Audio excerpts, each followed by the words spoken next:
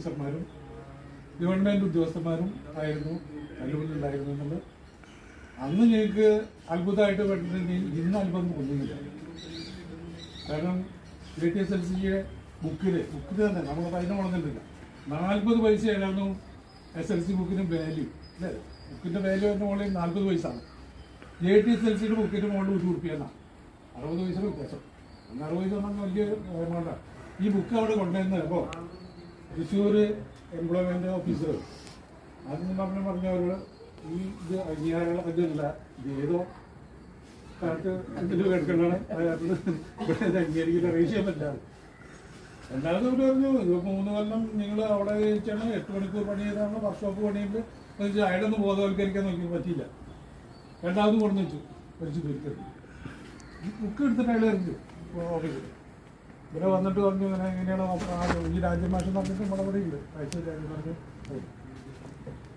പുള്ളിക്കാരന് അല്ല അവരൊന്നും രാജ്യഭാഷ അല്ലായിരുന്നു, വേറെ ആൾക്കാരെ പോയിരുന്നു.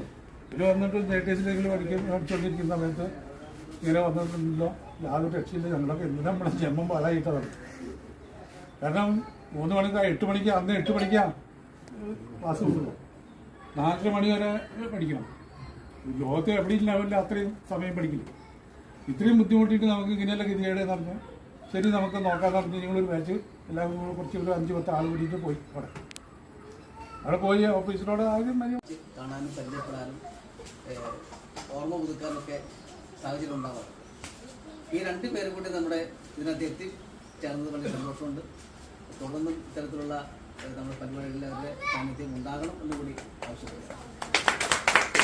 ഇനി കൊണ്ടുവരാത്ത കുറച്ച് ആളുകളുണ്ട്, ഞാൻ ഞങ്ങൾക്ക് പേരൊന്നും പറയുന്നില്ല. അപ്പൊ അതുകൊണ്ട് ഈ ഇതൊക്കെ കണ്ട് പ്രചോദനം ഉൾക്കൊള്ളണം. അതുകൊണ്ട് തന്നെ അടുത്ത പ്രാവശ്യം വരുമ്പോഴെങ്കിലും നമ്മുടെ ആളുകൾ കൂടി പങ്കെടുപ്പിക്കണം എന്ന് കൂടി പ്രത്യേകിച്ച് പറയാം.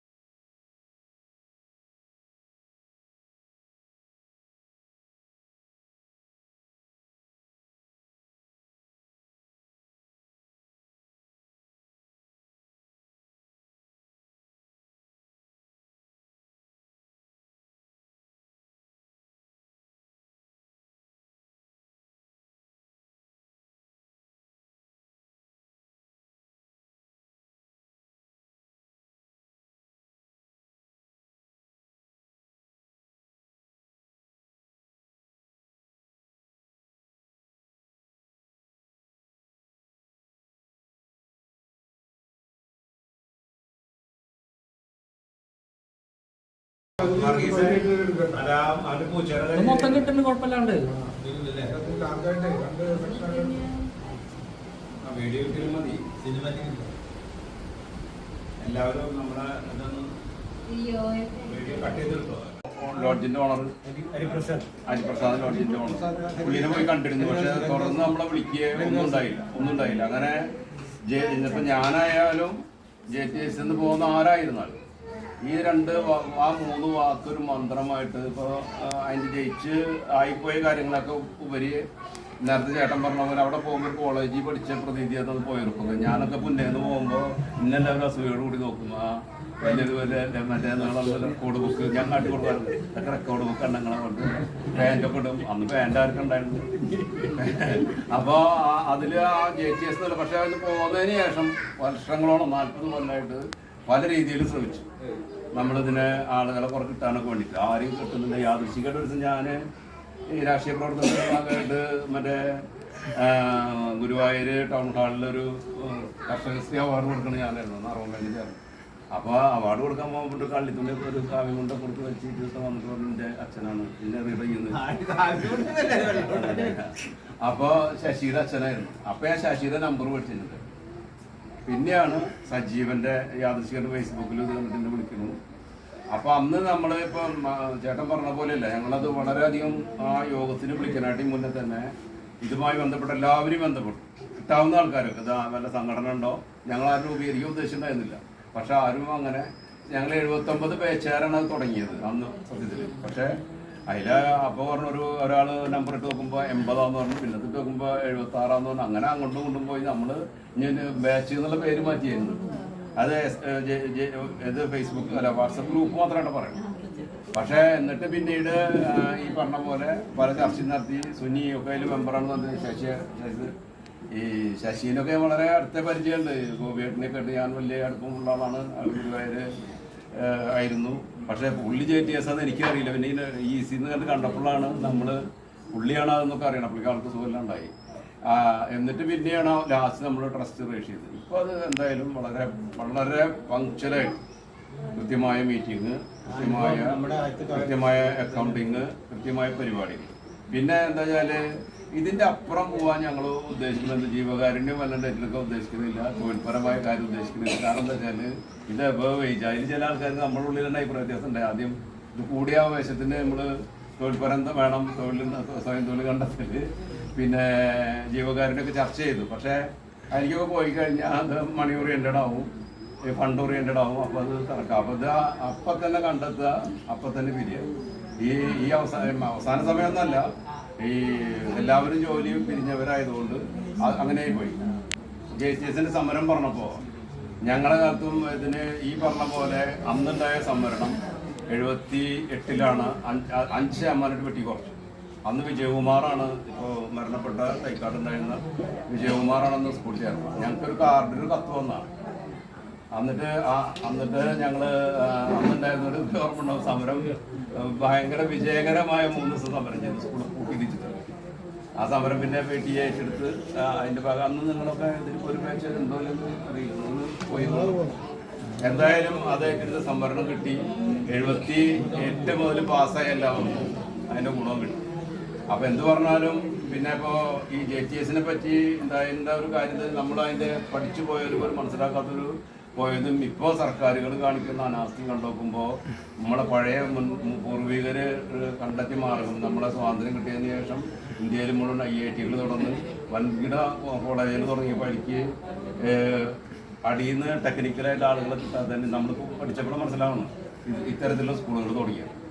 എന്ത് തരം നമുക്കിപ്പോൾ പറഞ്ഞില്ലേ, സ്മിത്തൊന്നും സാർ കണ്ടില്ലേ, വെൽഡിങ്, ബ്ലാക്ക് സ്മിത്ത്, പിന്നെ ഷീറ്റ് മെറ്റല്, കാർപ്പൻട്രി, ഇങ്ങനെ ഈ 4 സെക്ഷനിൽ നിന്ന് SLC കഴിഞ്ഞവർക്കൊക്കെ വേറെ പഠിക്കാൻ പറഞ്ഞവർക്ക് 4 ആൾക്കാർ ഇറങ്ങിവിടുന്ന ജോലിയായിരുന്നു. അങ്ങനെ ഒരു കൺസെപ്റ്റ് വേറെ ഉണ്ടായിരുന്നില്ല. പിന്നീട് ഇപ്പൊ ഫിറ്റിംഗ് ആയാലും ശരി, നമ്മളെ ഫിറ്റിംഗ് ഒക്കെ കൊക്കയിലുണ്ടാക്കുന്നതൊക്കെ നമ്മളതിന്റെ കാര്യത്തിൽ അന്ന് ഗൗരവമില്ലാണ്ട് കണ്ടവരങ്ങനെ. ഫൗണ്ടറി ഏറ്റവും എല്ലാവരും താല്പര്യം ഇല്ലാണ്ട് കണ്ടിരുന്ന ഫൗണ്ടറി എന്ന് പറഞ്ഞു കഴിഞ്ഞാൽ ഏറ്റവും അതിലൊക്കെ പോയി വലിയ കമ്പനികളിൽ ജോലി കിട്ടിയിട്ടുണ്ടാവും. ഞങ്ങൾ എന്തായാലും 79 ബാച്ചിലെ 40 ആളാ കൊല്ലം പാസ്സായാല് 90% ആളുകളും വലിയ പൊസിഷനിൽ. ISROയിലാണ് ഇപ്പോൾ ഒരാളുള്ളത്. ISRO ഇത് പിരിയുണ്ട്. വിനോദ് ധരിക്കുന്നത് ദൂരദർശന്റെ ഡയറക്ടറായിട്ട് പിരിഞ്ഞാണ്. പിന്നെ നിരഞ്ജൻ ലോക്കോ പൈലറ്റിന്റെ മുകളിൽ ശിവശങ്കർ അതിന്റെ മുകളിലായിട്ട് പിരിഞ്ഞിട്ടുണ്ട്. പിന്നെ സെൻസ് ജൂനിയറാണ്. പിന്നെ സോമൻ ഇലക്ട്രിസിറ്റി ടാക്സിയായിട്ട് പിരിഞ്ഞു. അതുപോലെ ഇലക്ട്രിക് മോഹൻ എന്താ